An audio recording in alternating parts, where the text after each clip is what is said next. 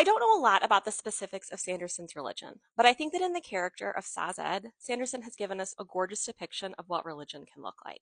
When we're first introduced to Sazed in the Final Empire, we find out that he's a keeper. His job is to store information and pass it on to people, and his specific expertise is one of religion. But we don't get to see how that affects his day-to-day life very much until the Well of Ascension. I'm thinking of two specific scenes. First scene, he finds a community mourning a man who has just died. This community has just been freed in the Final Empire, and they don't have any traditions to draw on for comfort. Sazed searches through the information that he has memorized about religions and picks one that he thinks would honor this man in his community. He performs the ceremony as respectfully as he can, and then he offers to teach this religion to this group of people, thinking that it will bring them comfort.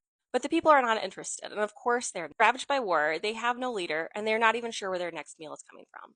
But instead of feeling resentful that his offer of knowledge is rejected, or judging the people for lack of interest in religion, he thinks to himself, of course, these people need help right here, right now.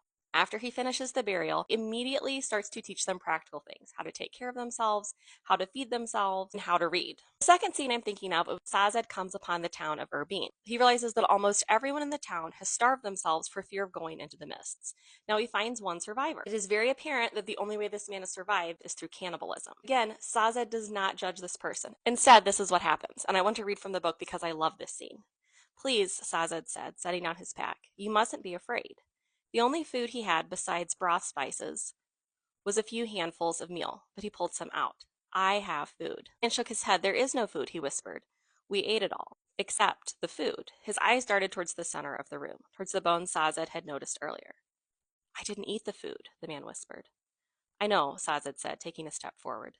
But there is other food outside. Sazed immediately offers this man compassion and understanding and the option of a better way.